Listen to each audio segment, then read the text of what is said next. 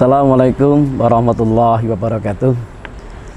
Innal hamdalillah nahmaduhu wa nasta'inuhu wa nastaghfiruh wa na'udzu billahi min syururi anfusina wa min sayyiati a'malina may yahdihillahu fala mudhillalahu wa may yudlil fala hadiyalah.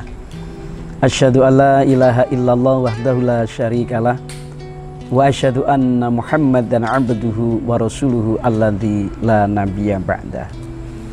Saudara-saudaraku yang dimuliakan oleh Allah, puasa adalah ibadah yang telah Allah wajibkan kepada kita semua.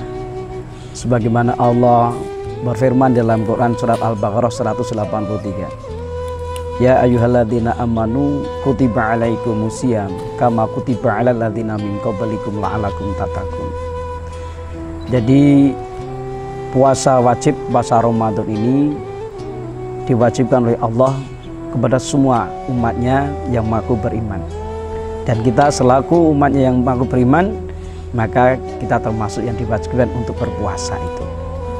Nah, di dalam masalah syariat puasa ini, zat yang membuat syariat itu zat yang maha tahu. Sehingga ketika syariat puasa ini disyariatkan atau diumumkan, maka sudah ada antisipasi, karena Allah Maha tahu apa yang akan terjadi bila syariat ini dilakukan atau diundangkan, bahwa nanti ada sebagian umatnya itu yang tidak bisa melaksanakan puasa wajib ini ya, karena satu dan lain hal.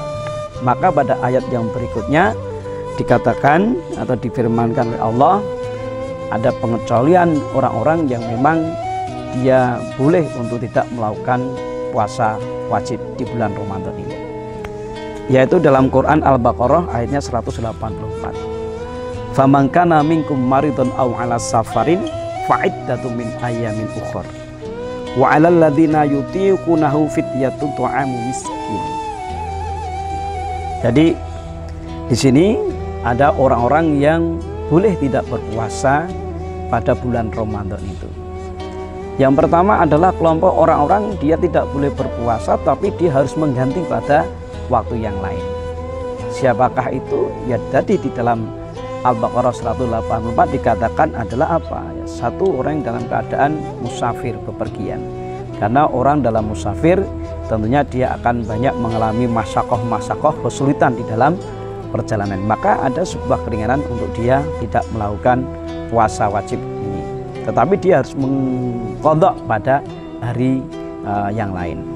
Juga orang-orang yang dia sakit, karena sakit maka dia terlalu berat untuk melaksanakan itu atau dikhawatirkan akan bertambah parah, maka ini diperbolehkan juga untuk tidak melakukan puasa di bulan Ramadan, tapi dia juga harus mengganti waktu yang lain, termasuk ibu-ibu atau kaum wanita yang melakukan datang bulan ya. Orang yang wanita yang datang bulan, maka dia tidak puasa, maka dia harus mengganti pada waktu yang lain. Tapi ada juga sekelompok orang yang dia dibolehkan tidak mengqadha puasa, tapi dia cukup membayar fidyah ya. Siapakah orang-orang yang ini dibolehkan cukup membayar fidyah saja, walaupun ini juga terjadi khilafiyah ya. Ya, orang-orang yang memang ini dibolehkan dia melakukan bayar fidyah, tidak mengqadha puasa. Yang pertama adalah orang-orang yang memang berat untuk melakukannya itu. Siapakah ia? Itu orang tua yang sudah sepuh sekali ya, entah kakek atau nenek yang sudah sangat sepuh sekali, sehingga ketika dia melakukan puasa ini amat sangat berat bagi beliau, maka dia dibolehkan untuk membayar fidyah ya. Juga orang yang kena sakit menaun ya. Orang sakit menaun ya, tidak sembuh-sembuh, maka kalau dia mengqadha pada hari yang lain ini juga akan tidak bisa, maka orang yang seperti ini masuk dalam kategori dia boleh untuk membayar fidyah, tidak usah mengqadha puasanya. Termasuk juga saudara sekalian adalah ibu-ibu yang dia hamil dan menyusui atau ya melahirkan terus menyusui. Ini juga termasuk kelompok yang dibolehkan untuk tidak mengqadha puasa, tapi cukup dia membayar fidyah. Apa dalilnya? Ya, dalilnya adalah ada dalam sebuah hadis dikatakan, Inna Allah azza wa jalla wadu'anil musafiri soma wa satra sholah wa anil khubla wal murdi. Jadi Allah ini membebaskan ya, puasa dan separuh sholat bagi musafir. Orang musafir bisa mengqasar sholat ya. Juga dia tidak boleh untuk makan, tidak puasa ya. Dan juga bagi orang-orang yang dia hamil dan menyusui. Nah, jadi orang yang hamil menyusui karena dia berat, maka ini dibolehkan dia cukup membayar fidyah, tidak mengqadha puasa, walaupun ini terjadi khilafiyah.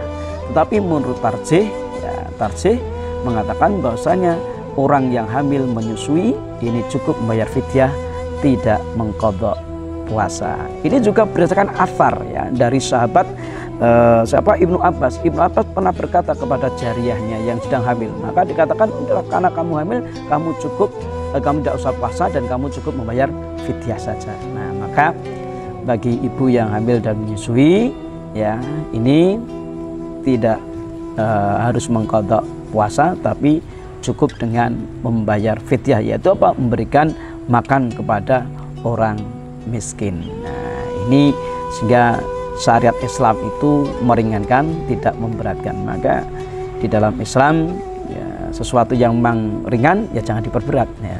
Tapi kita juga tidak boleh memperingan ya. Memperingan itu meremehkan ya syariat itu ya. Kita ikuti sunnah-sunnah Rasulullah yang meringankan. Jadi kesimpulannya, saudara sekalian yang saya hormati, bahwasanya bagi ibu hamil dan menyusui, maka cukup baginya membayar fidyah, tidak mengqadha puasa. Demikian menurut pendapat para ulama Majelis Tasih Pimpinan Pusat Muhammadiyah. Demikian yang dapat saya sampaikan. Assalamualaikum warahmatullahi wabarakatuh.